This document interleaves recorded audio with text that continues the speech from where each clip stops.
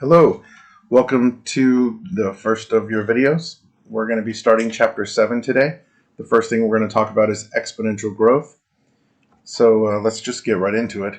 The four things we have to say about exponential growth, we're going to talk about the definition, what is exponential growth. Then we're going to talk about evaluating, that is finding the answer for exponential growth functions. We're going to use that knowledge then to produce some graphs for exponential growth functions. Then last we have to talk about compound interest. We'll get some applied problems there.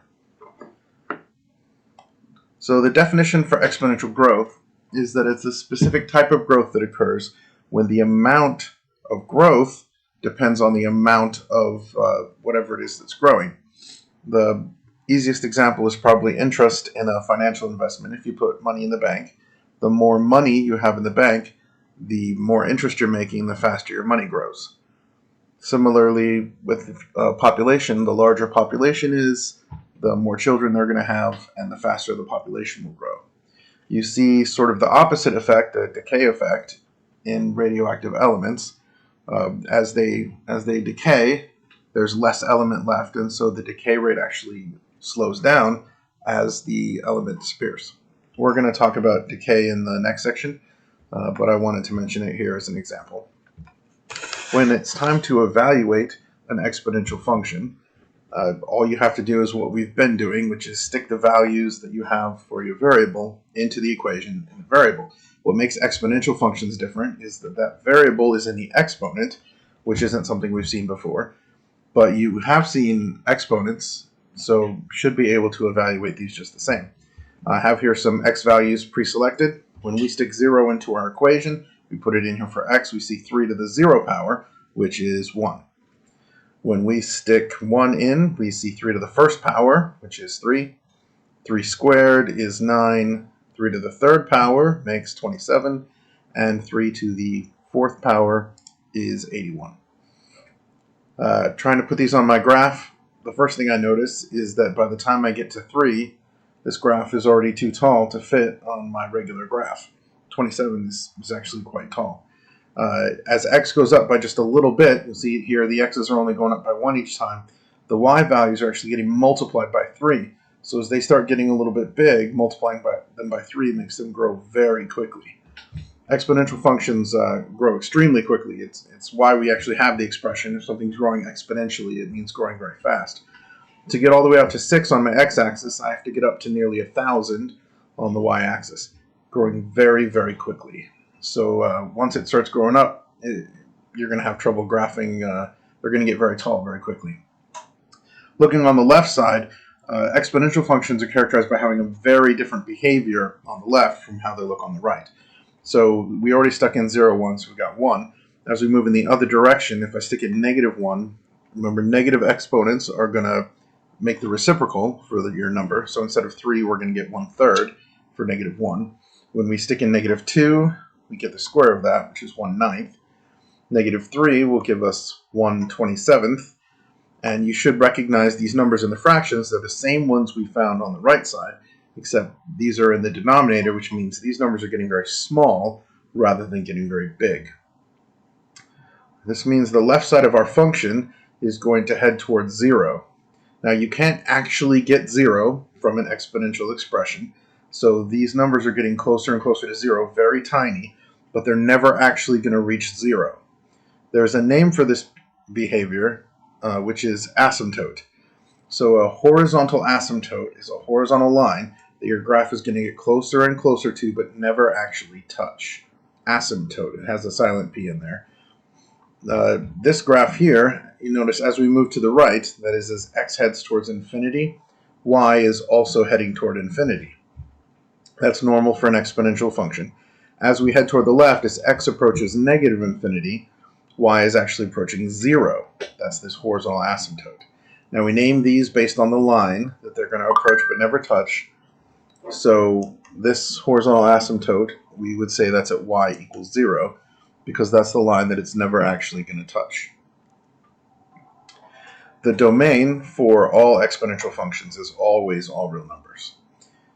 For the range, you're going to have to look to see whether the graph is going up or down. Some of them do go down. but y is always going to be either above the horizontal asymptote or below. In this case, it's above, so y is greater than, and the asymptote's at 0, so y is greater than 0. And that's the range for the exponential function. We've got the simple one. We need to be prepared for when these get transformed.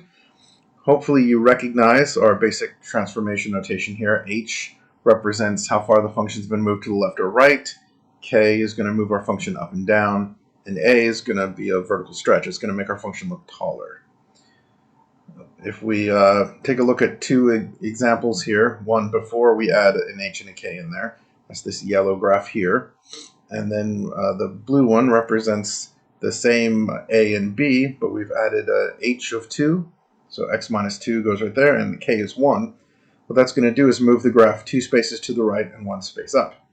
So the point here on the y-axis on the yellow graph, that's where x is 0. 2 to the 0 power would be 1. So this is the point 0, 3. It used to be 0, 3 on the green graph, the yellow graph. Now it's been moved 2 spaces to the right and 1 space up, which changes the 0 to h, right, 2, and it changes the 3 to 3 plus 1, which is 4. So now we're here at 2, 4. Normally when we graph these, we're not going to worry so much about the transformation. We are going to find the points, but I wanted to show you the transformation. That's how it works. The most important thing about the transformation is the asymptote. When you have a vertical translation, a vertical shift, it's moving up 1 space. The asymptote, which used to be here at y equals 0, is going to get moved up, in this case 1 space. So our new asymptote, our horizontal asymptote here, is at y equals 1. It's been moved up. So as far as when you're actually graphing these, in short, these are 4 steps that you want to follow. The first thing you should do is identify the asymptote. If k is missing, then you want to put y equals 0. But if we take an example like this, where we've got -4 for y, that's going to be our asymptote. So in this example, our asymptote is -4. Now we want to make the exponent 0. The easiest point to find on this graph is going to be where the exponent is 0. In this case, if we stick in 3, 3 minus 3 is 0. So that's where we want to start. When I stick in 3, I get 5 to the 0 power, which is 1. 2 times 1 is 2, minus 4 makes -2. So when x is 3, y is -2, and that's going to be a point on our graph, 3, -2. We need to find a second point when we graph these to make sure we get the curvature correct. You want to stick in a value that's close to what you stuck in before. The closer you are to making the exponent 0, the easier the numbers are going to be to manage. I'm going to stick in 4. It's quite close. When I stick in 4, 4 minus 3 is 1. It makes 5 to the first power, which is just 5. 2 times 5 is 10. When I subtract 4, I get 6. So the point 4, 6 will be on our graph as well. Once you have your asymptote in 2 points, you're going to want to draw the shape. These all have the same basic shape. If we draw our sketch here, here's our horizontal asymptote at y equals -4. Then we have our 2 points. This is 3, -2, and this is 4, 6. Notice it's pretty steep here already. It's going quite quickly. We're going to come up off the asymptote and go through our points. So you should get something that looks kind of like this. It's growing very quickly, comes up off the asymptote, and once it starts going, it just moves. And this is a basic exponential growth function. The last thing we need to discuss is compound interest. There's a formula. You can find the formula in your book. It's pretty readily available, or if you do a search on the internet for compound interest, you're likely to get this formula. The basic model for this formula, or its source anyway, is from financial investments. So the names that these letters stand for are mostly financial. The first one, P, stands for principal. Now in finance, principal is the amount that you invest initially. So when you open up a bank account and put in money, that's your principal. Or if you take a loan, the amount of money that you still owe is called your principal. So that's P for principal. The interest rate is R. It's up here. Now the interest rate, you need to put it into decimal form. Usually it's given to you as a percent. You're going to need to find the decimal that goes with that percent and stick it in here for R. N stands for the number of times that you're going to compound the interest each year. So how often they're going to calculate the interest.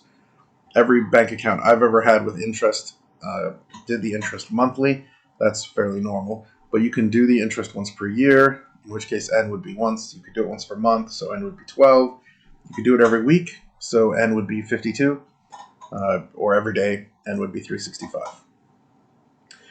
The t then is the amount of time in years for your investment, and it needs to be in years, as does the interest rate, in order for things to work out. The amount A is going to be how much you have after that much time. So you invest P at a particular interest rate, compounded a certain number of times over a certain number of years. They're going to add the interest to the principal, and so A is the total amount you'll have at the end. Let's work out an example here. This is very similar to the ones you're going to see in your exercises. You deposit, in this case, $5,500 into an account. The annual interest is 3.6%, which isn't really very good. We're going to say it's invested for 2 years. We're going to compound the interest monthly. We're going to find the balance at the end of 2 years. So this is all the information you need to fill out the right half of this formula. We're going to find A. So P is the principal. That's the amount you invested. So $5,500 goes there. The interest rate is 3.6%. To write that as a decimal, you have to divide by 100 or move the decimal 2 places to the left. So it goes over here. That leaves a 0. 0.036 is 3.6%. Once you found R, think about N. Compounded monthly means that N is 12. That's 12 times per year. And we're doing 2 years, so the 2 goes in for T. 0.036 divided by 12 is 0.003. Now you have a simple equation. You can stick this into your calculator. It will tell you that the amount after 2 years is about $5,909. That represents the initial $5,500 investment plus about $409. That should be enough to get you started. The exercises you'll find in your book will be on page 482. The 3 through 27 section is exponential functions, which includes the graphing, some evaluating, and some determining whether or not the x is in the exponent, so you actually have an exponential function or not. The 28, 29, and 30 are the problems involving compound interest, so make sure you have the formula or have found it in your book. You should answer these questions. You're going to need to send me your answers, so taking a picture of your work page is fine, or you can produce a document with the answers in it and submit that. Either way is fine with me. Let me know if you have any problems. I'll be available to answer your questions.